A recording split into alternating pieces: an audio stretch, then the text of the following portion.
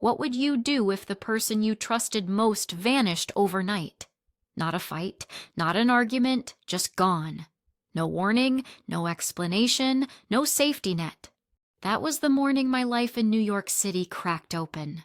I woke up to silence, the kind of silence that doesn't feel peaceful.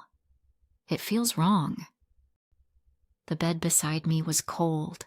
His clothes, the ones that usually lay draped over the chair, were gone, drawers half empty. The closet stripped down to bare hangers. My heart hammered. My throat went dry. I stumbled into the kitchen, expecting maybe a note, some stupid explanation. The only sound was the refrigerator humming, its shelves as empty as the apartment. I grabbed my phone, tried to call him. Straight to voicemail, again. My palms were sweating so hard I nearly dropped the phone. I checked my email, my messages. Nothing, not one word. You know that moment when panic slams into you so fast you can't breathe? That was me, standing barefoot on the cold tile floor, staring at a cracked mug on the counter because it was the only thing that looked familiar. It wasn't just that he left, it was what he took. My name wasn't on the lease. My visa was tied to his work. The bank account I thought was ours? Turns out it was just his. In the span of one night, I wasn't just abandoned. I was undocumented, broke, and one landlord's phone call away from being homeless. I tried to tell myself there had to be a reason. Maybe an emergency. Maybe he'd explain everything in an hour. But deep down, I knew. I knew because of the way he'd been pulling away for months. The late nights, the locked phone, the excuses. I wanted to believe love was enough, that I was enough. The city outside my window didn't care. Taxis honked, people rushed to work, coffee carts whistled steam. And me? I was frozen in an empty apartment, holding a useless phone, trying not to collapse on the floor. By noon, the landlord was at the door. "Rent's due." My stomach dropped. I didn't even know what to say. My name wasn't on the paperwork. I wasn't supposed to even be here without him. He looked at me like I was a stranger trespassing in my own home. That's when the weight of it hit me. I wasn't just left behind, I was erased. I curled up in the corner that night with nothing but a blanket that smelled faintly of him. My mind spun circles. What did I do wrong? Was it something I said? Something I missed? Or was this always his plan? And that's the thing I need you to hear. When someone you trust turns the lock and walks away, you don't just lose them. You lose the version of yourself that believed you were safe. But here's what I didn't know yet, that this wasn't just a heartbreak. It was the beginning of a fight I never thought I'd have to face. And that empty silence in my apartment? It was only the first warning. You think you know someone. You think you know yourself when you're with them. That's the trick, isn't it? Trust blinds you. It makes you ignore the warning signs that later feel so obvious you want to scream at your own reflection. When I first met him, he was charming.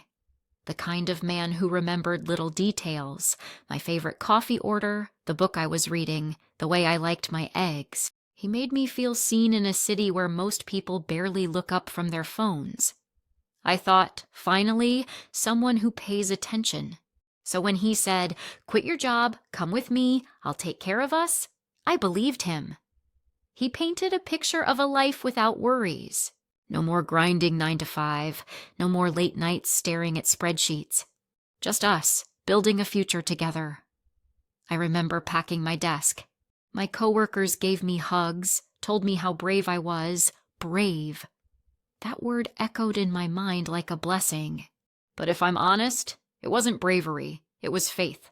Blind, reckless faith in a man who promised the world. I sold half my furniture, donated boxes of clothes, said goodbye to the small apartment I'd built from scratch. My parents were worried, but I brushed it off. "We're in love," I told them. "He wants what's best for me." Looking back, those were the first bars of the cage. There were red flags, of course. The way he insisted on handling all the bills. The way he brushed off my questions about paperwork. Don't stress about it, he'd say with that easy smile. I've got us covered. He didn't like when I kept my own bank account. Why separate when we're a team? He asked. Slowly, my money merged with his. My independence dissolved without me even noticing. At first, it felt like freedom. No more juggling bills, no more rent checks. He would hand me cash when I needed groceries, a card to use for emergencies. I mistook that control for care. Isn't that what we're told to want? Someone to lean on? Someone to carry the weight? But freedom that depends on someone else's permission isn't freedom at all. The first real fight we had was about a job interview. I'd applied quietly, thinking maybe I could contribute, maybe I could feel useful again. When he found out, his face hardened in a way I'd never seen. I thought we agreed, he said, voice sharp. You don't need to work. That's why I'm here. I backed down. Told myself he was just protective. Told myself it was love. I let him make the rules. And every time I gave in, the walls closed tighter. Even small things. He didn't like me going out alone. He insisted on dropping me off at places, picking me up. At first, it felt romantic. Who doesn't want someone waiting outside with the car running? But soon, it wasn't a gesture. It was a leash. Friends stopped calling. I stopped making plans. It was easier than the arguments. Easier than the guilt trips about wasting time with people who don't understand us. That's how trust becomes a cage, not overnight, piece by piece, choice by choice. Until one day you wake up and the door is locked from the outside. And when he finally walked away, when he left me stranded in that hollow apartment, I realized something even worse. He hadn't just built the cage. I had handed him the keys. So I need to ask you, how many times have you ignored that small voice in your gut? How many times have you mistaken control for care? Because that's how it starts. And once you're inside, it's hard to see the bars until it's too late. New York has a way of making you feel invisible. Crowds swarm the sidewalks, taxis blare horns, vendors shout about bagels and hot dogs. People brush against you without even seeing your face. That morning, I walked into the chaos with a knot in my chest, clutching my phone like a lifeline. I thought maybe, just maybe, my family would help. I called my mom first. My voice cracked as I told her he was gone. Silence stretched on the line. Then she said, "Are you sure you're not overreacting?" Maybe he just needed space. My stomach twisted. I tried again, explained about the empty drawers, the missing bank account. Her sigh cut sharper than any words. "You always make things dramatic. Maybe this is on you." I hung up before the tears broke through. I called my sister next. She'd always been closer to him than I was comfortable with. "He called me yesterday," she admitted, voice low. "He said you've been unstable. That you're not well. That he had to step away."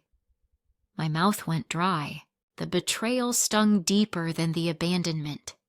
He hadn't just left me. He'd poisoned the people I loved against me. I remember standing on a corner near Union Square, traffic roaring, pigeons scattering, and feeling like the ground beneath me wasn't solid anymore. Desperation forced me to look for work. I'd done cleaning jobs before, offices, apartments, whatever paid cash. I thought I could pick up a few shifts, scrape something together. At first it worked.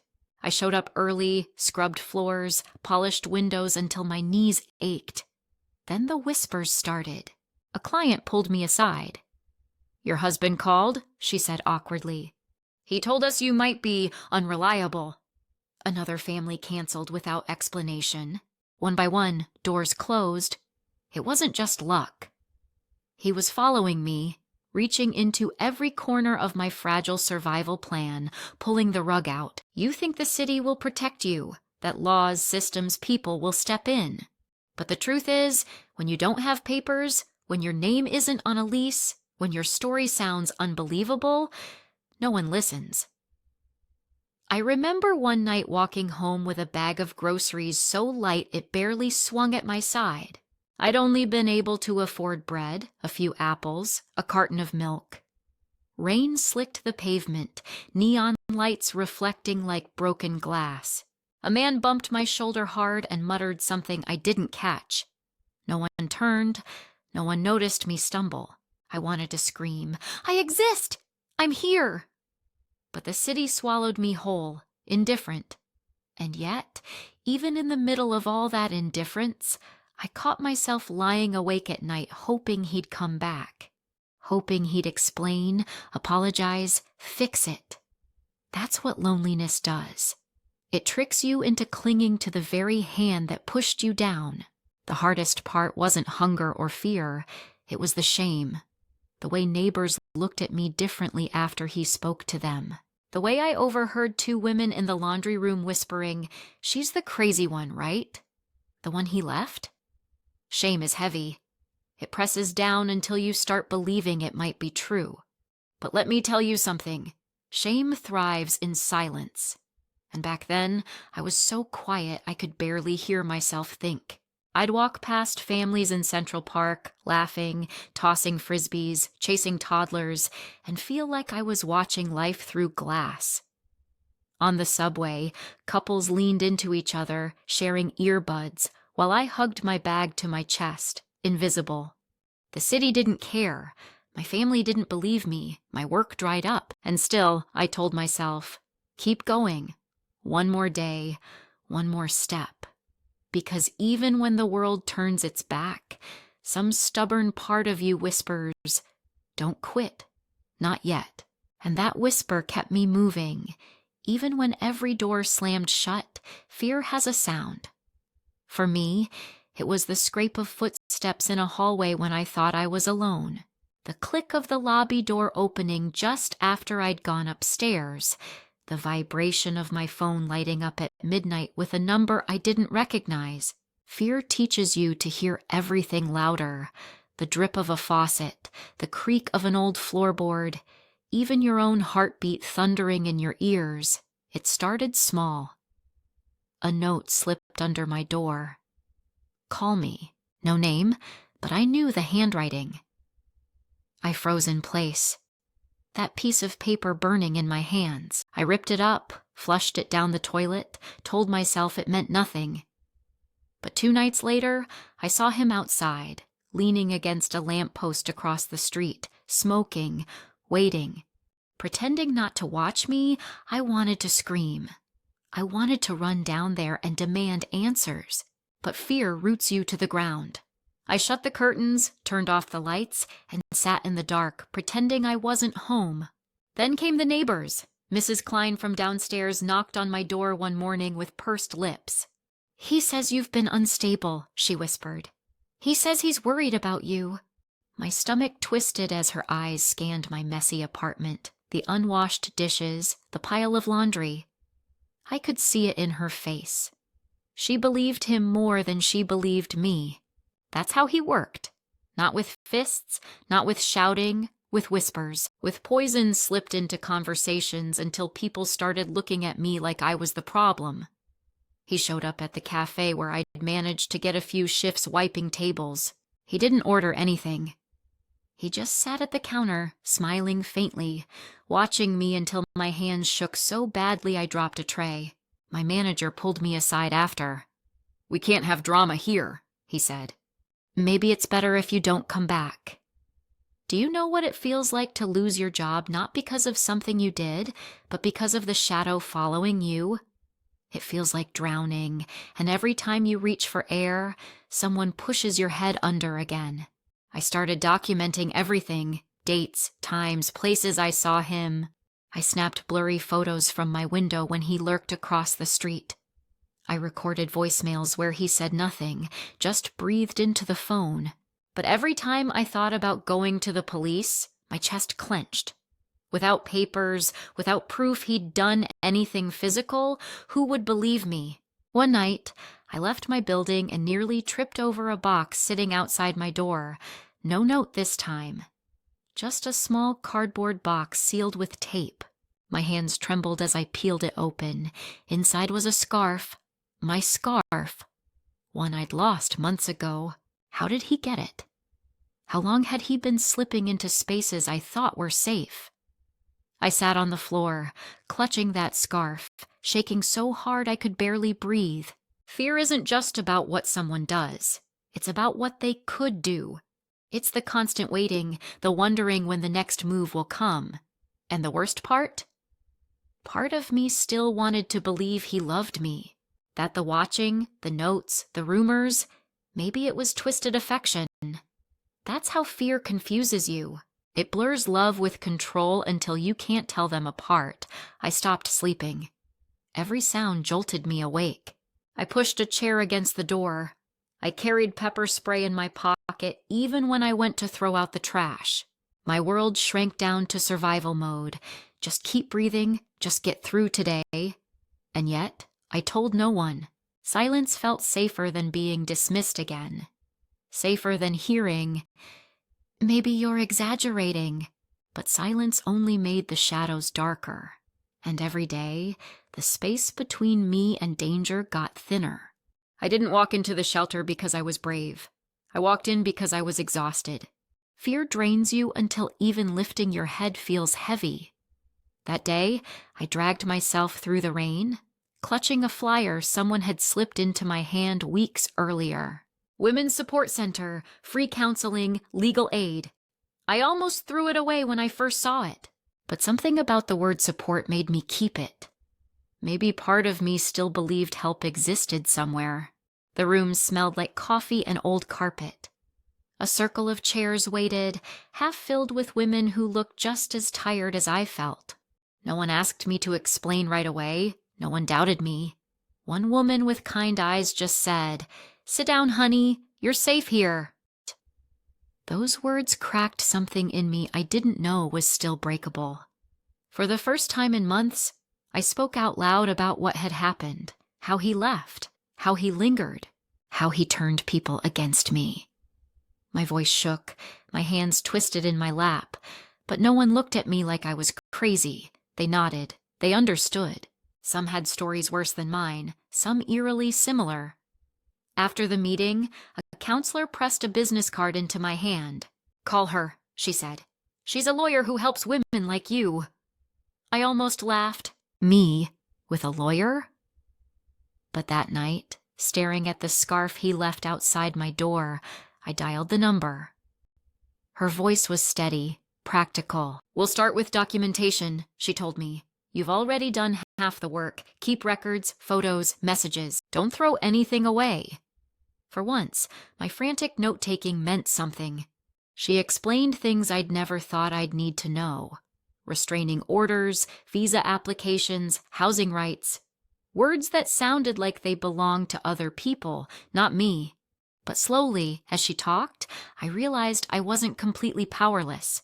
I started walking to the center twice a week. Some days I barely spoke. Other days I spilled everything.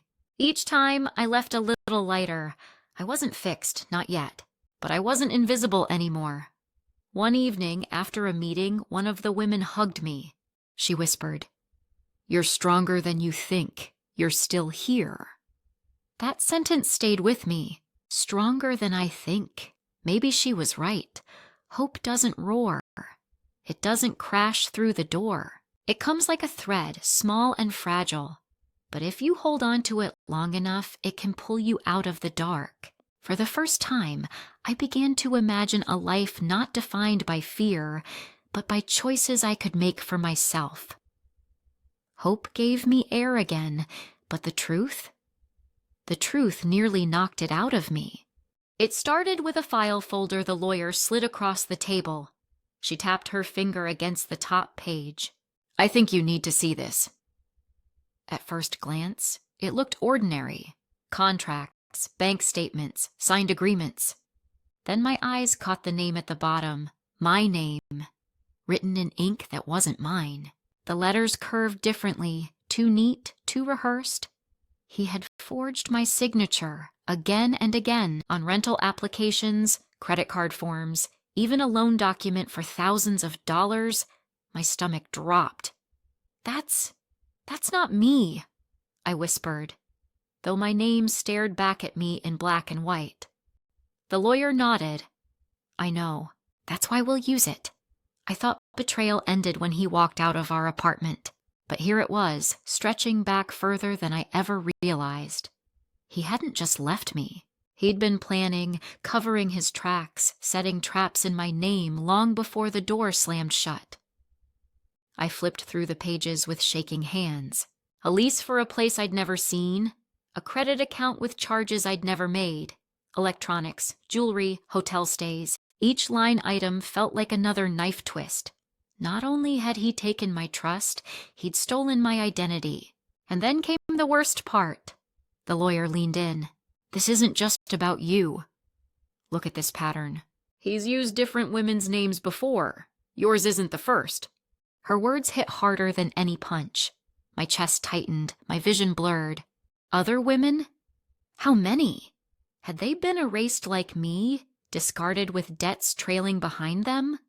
Suddenly, every whisper, every strange gap in his stories, every late-night phone call snapped into place. I wasn't special. I was part of a cycle. I left the office clutching copies of the documents, my mind spinning. On the subway ride home, I stared at strangers and wondered if any of them had been through something like this. How many women walk through this city carrying secrets no one believes?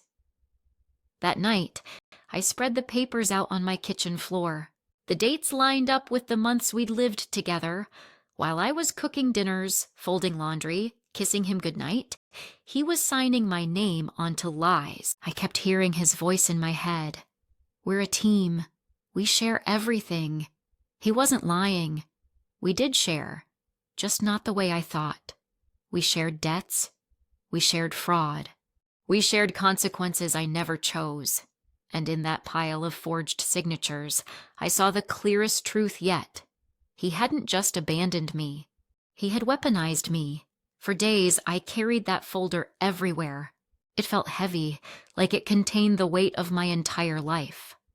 Sometimes, in the middle of the night, I'd pull it out and run my fingers over the fake signatures, trying to understand the kind of person who could do this without flinching.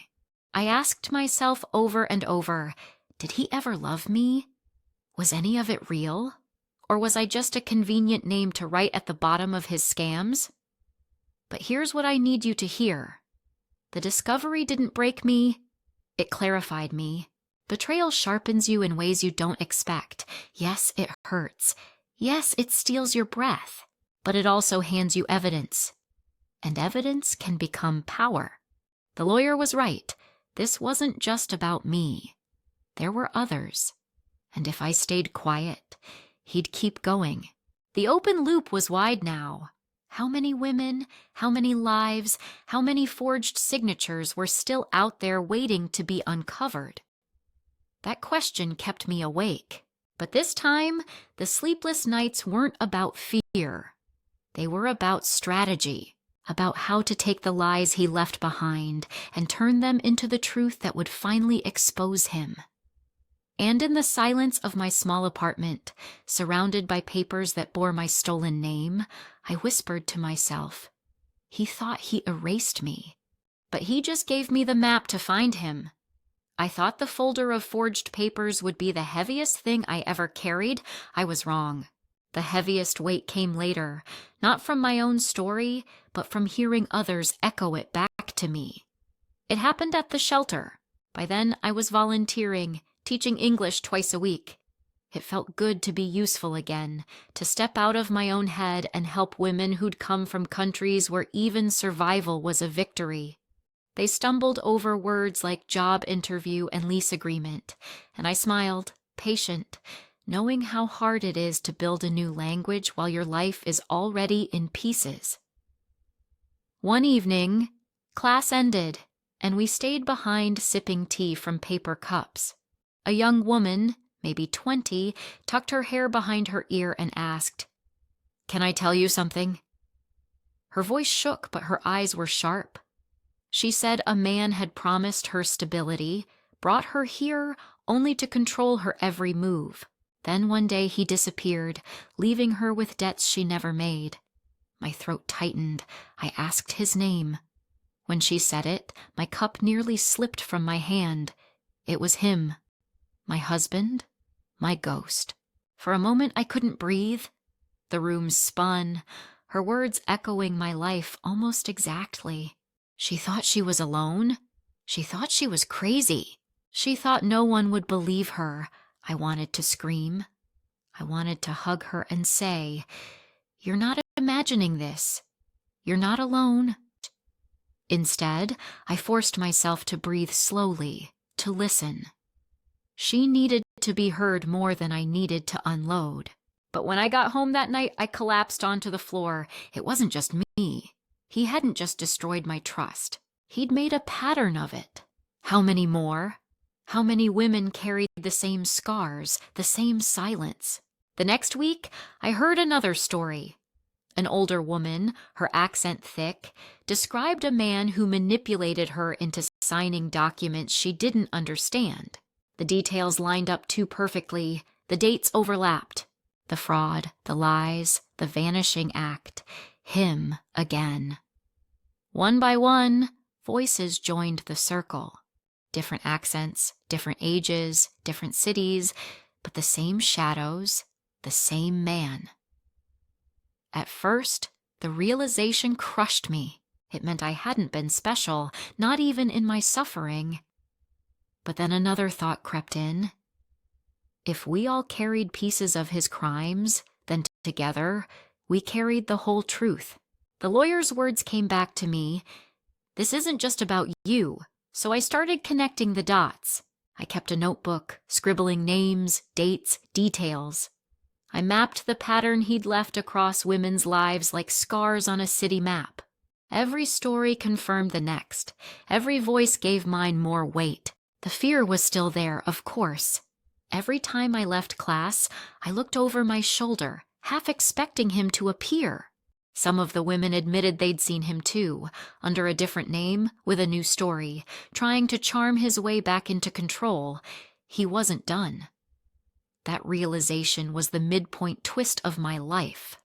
The man I thought I'd finally escaped wasn't just my problem. He was still out there, still hunting, still weaving lies with someone else's name. And suddenly, silence was no longer an option. We began talking openly, sharing evidence, showing each other messages, bank slips, contracts. Each woman brought a fragment, and together we built a mirror that reflected his whole pattern back. The lies weren't isolated anymore. They were a trail, long and undeniable. For the first time, I felt a strange kind of power in the room. Not because we were healed, not because our pain was gone, but because our stories overlapped. His control depended on isolation, on convincing each of us we were the only one. By breaking that silence, we broke his spell. Walking home one night, I stopped under a streetlight, notebook pressed to my chest. The city still roared, indifferent as always. But for the first time, I felt a flicker of something stronger than fear. I wasn't just a victim anymore. I was a witness. And I wasn't the only one. He thought our voices would stay buried. But echoes don't disappear.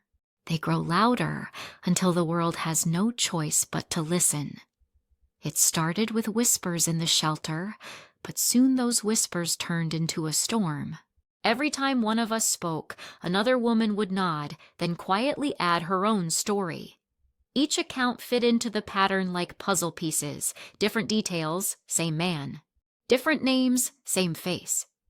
One night, we gathered around a scratched wooden table in the shelter's common room. Coffee cups, notebooks, scraps of paper covered in dates and places cluttered the surface. We spread them out like detectives piecing together a case. Airline tickets under his real name, rental agreements under fake ones, receipts with handwriting we all recognized. Someone gasped when she saw the new ID one of the women had managed to photograph. A different last name, clean-shaven face, but the same eyes. He wasn't hiding in the shadows anymore. He was reinventing himself, getting ready to strike again. Fear rippled through the group. One woman whispered, "What if he finds us?" Another said, What if no one believes us? The air felt thick, like a thunderstorm pressing down before the first lightning strike. I stared at the notebook in front of me, my pen shaking. For months, I thought the stakes were just my own safety, my own sanity. But sitting there, surrounded by women carrying the same scars, I realized it was bigger. If we stayed silent, he'd keep moving, keep hunting. It wasn't just about survival anymore. It was about stopping him. Still, fear has a way of crawling under your skin. I couldn't sleep that night. Every sound outside my window made me flinch. A car door slamming. Footsteps on the sidewalk. My heart raced, certain it was him. I pulled the curtains shut and whispered to myself, "You're not alone anymore." It helped, but only a little. The next day we met again. This time, there was a sense of urgency. One woman slammed her fist on the table. "We have to do something. If we don't, who will?" Her words lit a fire in me. We started gathering evidence systematically, copies of contracts, screenshots of messages, bank slips, police reports that had gone nowhere. Each piece by itself looked flimsy, easy to dismiss. But together, they told a story too sharp to ignore. The lawyer agreed to meet with all of us. She looked at the stack of papers, the trembling hands holding them out, and nodded slowly. "This is a case," she said, "but you need to be ready. It won't be easy. He'll fight. He'll lie. He'll try to scare you back into silence. We already knew that. We'd lived it." The storm gathered inside me, a mix of fear and determination. I wasn't the same woman who once curled up in an empty apartment, waiting for him to come back. I was tired of waiting, tired of shadows. That night I wrote in my notebook, "He doesn't own the story anymore. We do." And for the first time, I believed it. The day of the hearing, the courthouse felt colder than the February wind outside. Marble floors echoed with every step. Security guards barked instructions, and my hands trembled so badly I kept stuffing them into my coat pockets just to hide the shake. I had walked into plenty of rooms afraid, but this time was different. This time, I wasn't walking in alone. We filed in one by one, women from the shelter, women I had only known for weeks, but who now felt like sisters.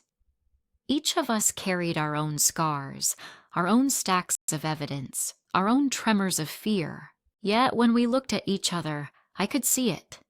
We weren't just victims anymore. We were witnesses. We were proof. He was already there. Clean-shaven, suit-pressed, tie perfect. He looked like a man who could convince anyone of anything. And for a second, my knees weakened. That old voice whispered, "Maybe they'll believe him instead. Maybe you'll lose again." But then I heard it. The shuffle of papers, the murmur of the women behind me, one whispering, "We're here together." And suddenly, I stood a little taller. The prosecutor began, laying out the trail of lies. Fake leases, fraudulent credit, forged signatures, my name, her name, our names. His head jerked slightly when the first document hit the table, but he quickly smoothed it over with that familiar, smug smile. Then it was my turn. My throat tightened as I stepped up, swore the oath, and sat in the witness chair. The room spun for a moment, but I forced myself to focus on the papers in front of me. "This signature," the prosecutor asked gently, "is this yours?" I looked at the neat, practiced letters. My name, but not my hand. "No," I said firmly. My voice surprised me, stronger than I expected. "That's not mine. He wrote it." The defense lawyer leaned forward, smirking. "Are you sure?" "People sign things differently all the time." I met his eyes. "I'm sure. That's not me." And for once, I didn't doubt myself. One by one, the other women took the stand. Some cried, some shook. Some barely managed to get the words out, but every single one of them spoke. Their accents varied, their stories slightly different, but the pattern was undeniable. He had left the same scars on all of us, I'll never forget the silence that fell after the last testimony. Even the judge leaned back, eyes narrowed, as if the weight of it all had settled on his shoulders too. The defense tried to spin it, claimed we were exaggerating, colluding, inventing stories for attention. But lies crumble under the weight of too much truth stacked together. When the verdict finally came, the gavel's crack echoed like thunder. Guilty, multiple counts, fraud, identity theft, harassment. The sentence was years long, long enough that the women around me exhaled for the first time in months. Some sobbed, some hugged. I just sat still, letting the sound of justice wash over me. But the moment that stays with me wasn't the verdict. It was the pause before it. The hush that filled the courtroom, the breath we all held as if the entire world balanced on that edge. In that silence, I realized something. For so long, he'd controlled the story. He decided what people heard, what people believed. He made me feel erased. But in that room, with dozens of voices rising, the story no longer belonged to him. It belonged to us. Walking out of the courthouse, the city looked different. The same taxis honked, the same people rushed by, but the air felt lighter. We had done the impossible. We had turned whispers into evidence, silence into testimony, fear into power. Someone asked me how I felt. I thought about it, then said, free. Not just me. All of us. And that's the truth about justice. It doesn't erase the past. It doesn't take away the scars, but it gives you back your voice. It tells you, in no uncertain terms, you matter. That day, we walked out not as broken women, but as a chorus the world could no longer ignore. The courthouse doors closed behind me, and for the first time in months, the air didn't taste like fear. It tasted sharp, cold, alive. My breath came out in clouds, but inside, something steady and warm flickered. I walked down the courthouse steps slowly, as if my body needed time to catch up to what had just happened. Around me, the other women clutched each other, laughed through tears, hugged like survivors stepping off a battlefield. For so long, we had carried silence like chains, and now, the chains had cracked. But here's the truth no one tells you. Freedom doesn't arrive all at once. It doesn't crash in like fireworks. It seeps in quietly, moment by moment. The first time you sleep without checking the locks 3 times. The first time you laugh and don't feel guilty for it. The first time you imagine a future without fear lurking in the corner. For me, freedom began in the small things. Renting an apartment in my own name. Holding a paycheck with only my signature on it. Teaching a class without glancing at the door, waiting for a shadow to appear. But the bigger freedom, the kind that lingers, came from solidarity, from knowing I wasn't the only one. That night, I sat with some of the women in a diner down the street. We ordered fries and milkshakes, our court clothes still stiff, our voices hoarse from testifying. We talked about everything and nothing, our kids, our jobs, the ridiculousness of the lawyer's tie. For the first time, our stories weren't just heavy, they were shared. And that's what healed me, not the verdict, not even his sentence. It was looking across the table and seeing women who understood every scar without me having to explain. Sometimes people ask me if I regret it, falling for him, trusting him, giving up everything I used to. I used to replay every choice, wishing I could rewrite it. But now, I don't. Because those mistakes, that pain, led me here, to this freedom, to this strength I never knew I had. If you've ever been erased, if you've ever been told your story doesn't matter, I need you to hear me. It does. Your voice carries weight, even if it shakes. Even if no one believes you at first, echoes grow louder when joined together. My story began with silence, with an empty apartment and a scarf left like a threat. But it didn't end there. It ended in a chorus, in a courtroom, in the steady truth that we were stronger than the lies. And maybe that's the kind of freedom that matters most. The freedom to define yourself not by what broke you, but by what you built after. So let me leave you with this. Freedom isn't just surviving without chains. It's realizing you were never meant to wear them.